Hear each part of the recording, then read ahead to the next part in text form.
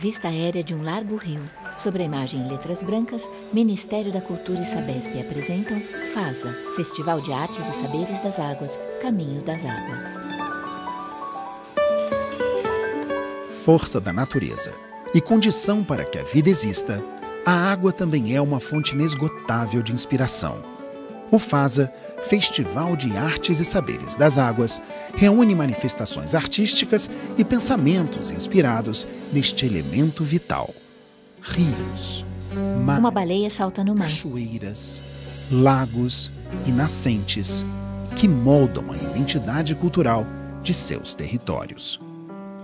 A série Caminho das Águas integra o FASA Digital, plataforma que traz para o ambiente virtual a essência desse festival.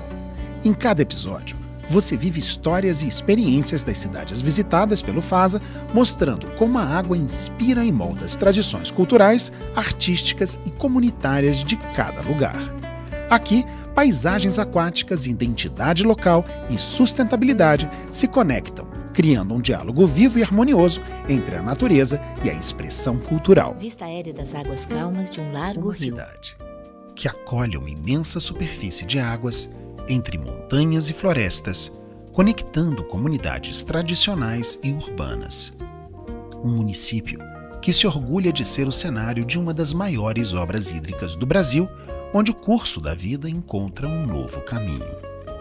Essa é São Bernardo do Campo e sua represa Billings. Nascida do Projeto da Serra, idealizado pelo engenheiro Asa White Kenny Billings nos anos de 1920, Fotografias a em preto e empresa branco. surgiu como uma solução para a geração de energia elétrica e o avanço da industrialização de São Paulo. Hoje, ela desempenha papéis essenciais: abastecer milhões de pessoas, sustentar ecossistemas e preservar histórias de resistência e conservação. Porém, suas águas também enfrentam desafios urgentes: a pressão de uma metrópole crescente e a necessidade de equilibrar progresso e sustentabilidade. Vista aérea de uma praça. A bruma clara cobre copas de árvores no horizonte. No coração de São Bernardo, conhecemos o coletivo Sankofa, que transforma a água em poesia e ancestralidade. O grupo é conhecido por propagar a cultura afro-brasileira por meio da dança, percussão e teatro, oferecendo um diálogo entre o passado ancestral e o presente urbano. Uma mulher canta e toca gogô. Conversamos com o dramaturgo Carlos Vitor, que é diretor artístico e coreógrafo deste grupo. A missão do coletivo é propagar e disseminar a cultura urbana como forma de enaltecê-la, a fim de trazer um enriquecimento para aqueles que participam junto conosco. Carlos é negro de pele Qual é clara. a relação que vocês têm com as águas aqui do território de São Bernardo? A água é essencial para os cultos urbanos. A água é um elemento feminino para nós, da cultura urbana, onde nós adentramos na energia das iabás. Todas as iabás têm ligação com a água, então é fundamental para o culto urbano. Usa a filá água. branco, O elemento um tipo água de é turbante. essencial. As iabás, elas são detentoras deste elemento, né? Então, Nanã, ela não vive, né, para ter o barro, ela precisa da água, para que tenha a chuva. As iabás, elas são detentoras deste elemento. Oxum, da água doce. Aqui no Brasil, muitas pessoas associam a Iemanjá à dona do mar, mas ela também, em África, é dona das águas doces, como todas as iabás. No território urbano, todos os rios se interligam e todas as iabás, elas têm esse elemento, água. Assim como o coletivo Sankofa encontra na água uma fonte de ancestralidade e resistência, a aldeia Guarani Guarapaju mantém uma relação espiritual com esse elemento vital. Localizada a apenas 400 metros da represa Billings, ela resiste como um bastião de tradição e espiritualidade. É um espaço onde as águas têm alma e os rios carregam histórias transmitidas entre gerações. Aqui, tivemos a oportunidade de entrevistar Yamandu Guarapaju. Yamandu nos falou sobre sua relação com as águas, como que para ele, a água é vida e espírito, ao ponto que ao poluirmos um rio, estamos diretamente ofendendo sua Yamandu é negro de pele clara Quando com você olhos vê amendoados. Uma cobra d'água, você não pode matar ela, né, porque ela está dentro d'água. Porque se você matar uma cobra d'água, debaixo d'água, a nascente seca. A nascente, o rio, qualquer água seca, né? Então você acaba ficando sem água. Como que as crianças se relacionam com essa água? De que forma vocês têm uma relação também aqui com as represas, além, claro, de vocês terem essa nascente, da onde vem a água de vocês? Como é que é a relação cotidiana de vocês com a água? Estão em uma pequena clareira. Sim, a relação das crianças com a água é a diversão. Tomar um banho, beber água, então... Claro que a gente tem a represa também, né? Que às vezes a gente vai todo mundo para lá se divertir, né? Que é um local mais amplo, né? Mais aberto.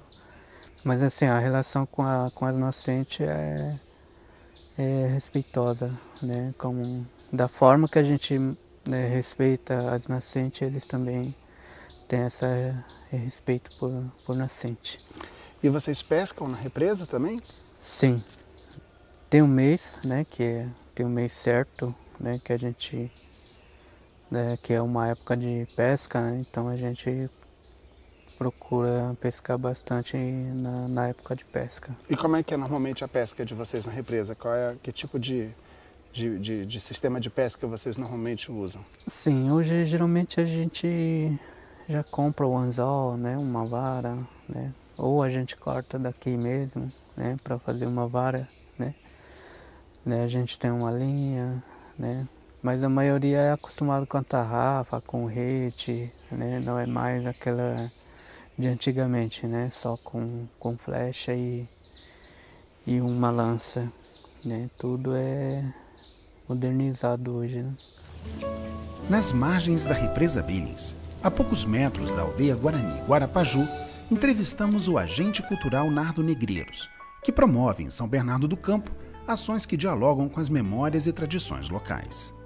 Nardo também foi o nosso guia do Passeios Fasa que realizamos na região, levando jovens e crianças para conhecer e aprender mais sobre essa reserva indígena, sua cultura e relação com as águas. Nesta conversa, Nardo compartilhou suas experiências e conhecimentos, nos contando um pouco sobre esse território, sobre a conexão dos povos indígenas com a água e sobre como essa tradição se entrelaça com a cena cultural de São Bernardo do Campo. A gente está aqui à margem da represa Billings, que é o sistema que abastece as 7 cidades aqui da região onde a gente mora, chamada da região do ABC, e a gente está do lado de uma aldeia indígena, Guarani Mbiá. O nome da aldeia é Guirapaju. E eles têm um contato e uma relação com a água que é muito importante. Eles sempre se instalam, né? Eles fixam residências sempre perto de um curso de água, porque é essa água que vai dar tudo o que eles precisam. São vários rios que desaguam para cá, tem o Rio Grande, né? Principalmente o Rio Pequeno, que fica na porção sul do lado de cá. E esses rios é que trazem para cá todas as águas.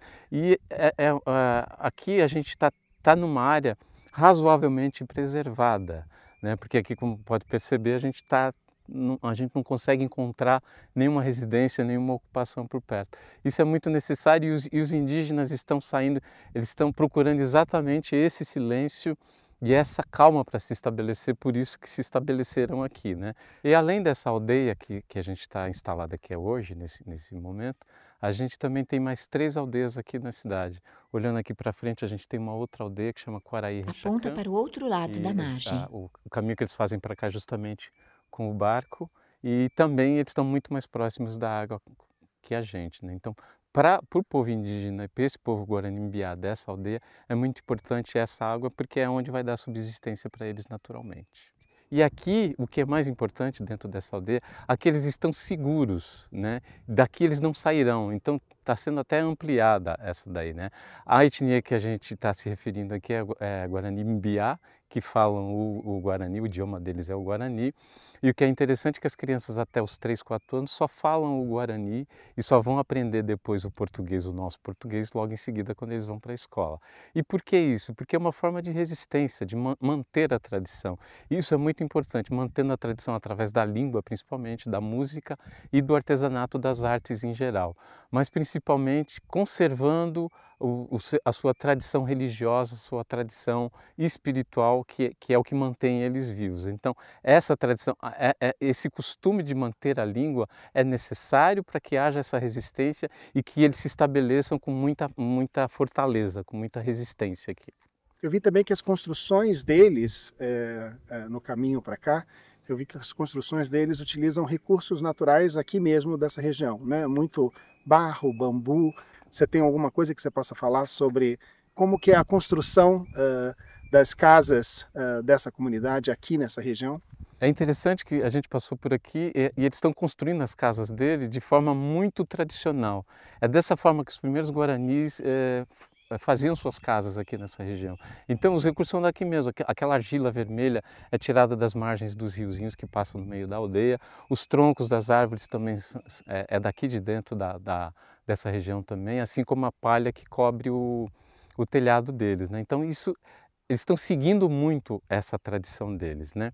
A gente estava numa roda de conversa agora há pouco, alguns jovens estavam rebocando a casa de reza. Essa técnica é uma técnica muito indígena, uma técnica muito primitiva que é usada até hoje. É mais uma forma de resistência, mais uma marca de resistência do povo indígena aqui dessa região. E é usado o argila misturado com palha, né? A palha que encontra aqui na região também.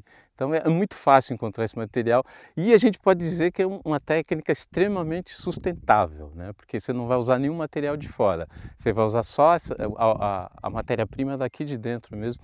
Isso traz um alívio muito grande, né? Traz um alívio para a gente, porque ele está usando o material que ele encontrou dentro do lugar, ele vai morar nesse lugar também, ele vai conseguir ter mais respeito por esse lugar também. Você, por acaso, conhece alguma história, alguma lenda, alguma coisa relacionada a essa tradição que fale das águas? Tem uma que o Tiamô e o Pajé falou que é bem importante, que é quando você suja a água, quando você pisa a água com seu pé sujo, você está sujando toda uma tradição, você está sujando toda a alma do rio vai se voltar contra você. E o Pajé falou isso num contexto muito interessante, que ele estava falando das enchentes, né? Por que as águas invadem as casas das pessoas? Por quê? Porque a gente foi lá e sujou essa água, a gente sujou o curso de água por onde passa o espírito, né? Então a água volta em forma de revolta, ela está mostrando para o cidadão, mostrando para a pessoa de que ela não quer aquela sujeira dentro dela.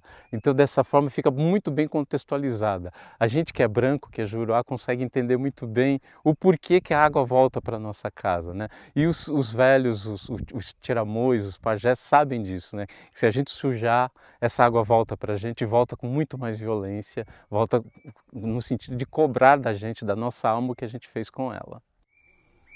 Também na aldeia Guarani Guarapaju, conhecemos Yatecaraité, uma guardiã das tradições de sua aldeia, que nos apresentou uma canção ancestral que celebra o respeito e a harmonia entre a humanidade e a natureza, revelando a profunda conexão de seu povo com os elementos essenciais que sustentam a vida.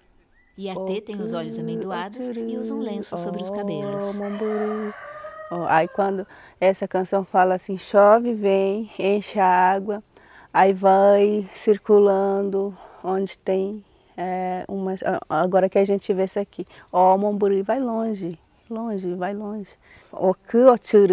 A chuva vem e leva, vai onde não tem, que possa estar vendo o finalzinho, aí canta. Momburi, aí vai longe, Momburi quer dizer, vai longe. Yande minha quaraú maramanja. Aí fala assim, nós também, a gente fica feliz conforme a água também.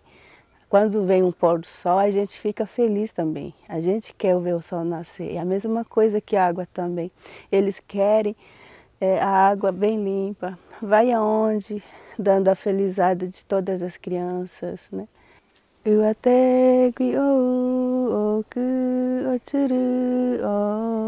Translúcida, parte de uma nascente se sobrepõe a Iatê e pouco a pouco ganha nitidez.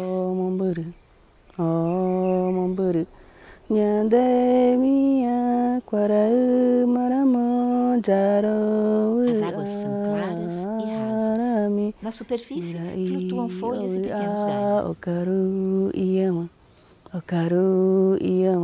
Músicos num palco.